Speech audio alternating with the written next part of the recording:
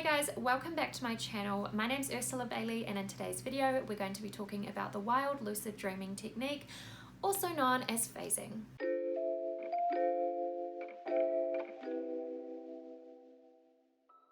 Okay, so in this video we're going to go through step by step how to induce a wild, or how I like to induce a wild.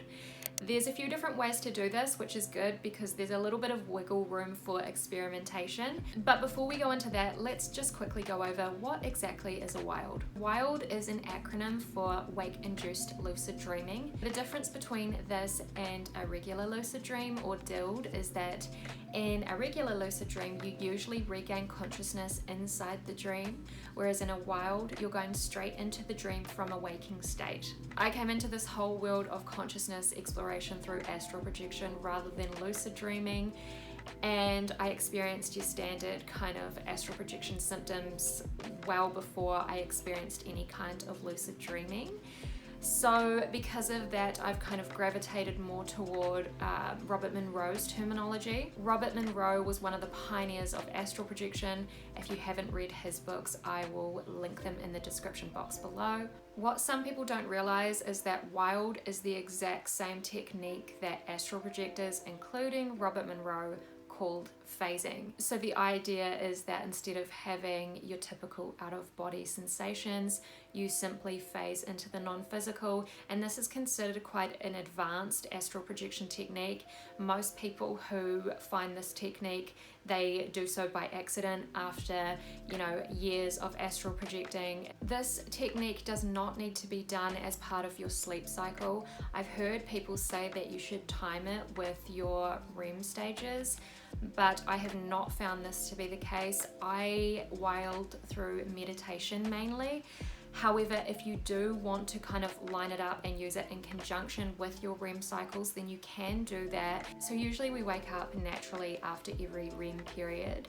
So what you can do is, if you find that you usually wake up at about 4 a.m, then you could set your alarm for say 3:30, and then you could maybe get up for a few minutes. When you go back to bed, you can attempt to wild in conjunction with your REM cycle. Alternatively, you can use this technique during meditation, and you can do that anytime, and it's the exact same process. Another little tip that you might find helpful: sometimes when I meditate before sleep, I tend to wild by accident as soon as I go to bed.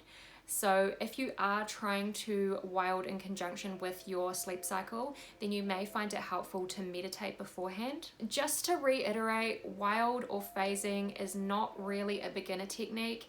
If you do get it on the first try, then that's bloody awesome, but I would say for most of us it requires a little bit of practice. Even I have only really just started to get this technique consistently, maybe within the last year or so.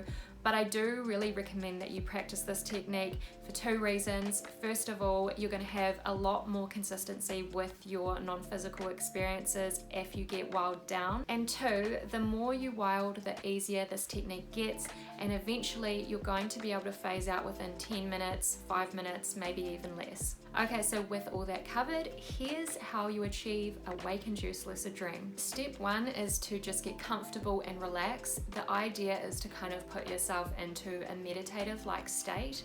So you want to be comfortable, but not so comfortable that you're going to fall asleep. I find that it's best if you can either sit reclined if you're meditating, or if you're practicing this technique in conjunction with your sleep cycle, then maybe use a few pillows just to prop yourself up. And what I like to do is I usually use one of Robert Monroe's techniques with the energy conversion box.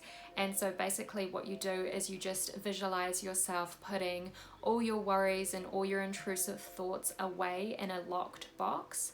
And then I will go through and relax each part of my body. So I'll usually start at my toes and work my way up, just thinking of each part of my body and relaxing it mentally. What you want to do is just kind of stare right ahead in a relaxed manner, stare at the backs of your eyelids, and kind of just observe the hypnagogic state. When you close your eyes, you might be able to see faint colors or lights or shapes, or you might not see anything at all right away, and that's okay too. Eventually the visuals are kind of going to shift from being on the backs of your eyelids to being more in the mind's eye.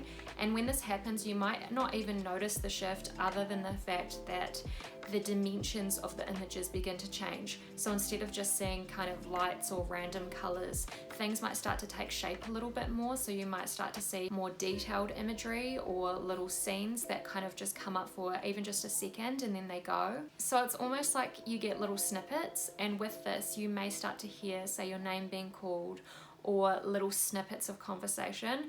Sometimes what you hear won't quite match with what you see, but at the same time it feels like it makes sense. So it's really strange, like on a logical level it doesn't make sense, but for some reason it does.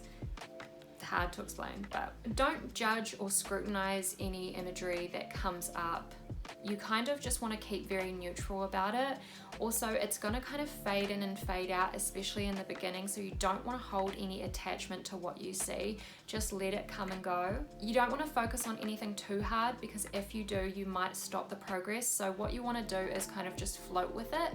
And sometimes what I do is I have a little bit of an internal dialogue going. So I might be like, oh, a butterfly, or oh, a street lamp. And I'm almost kind of holding my awareness by labeling something, but then just kind of letting it go and just floating with it.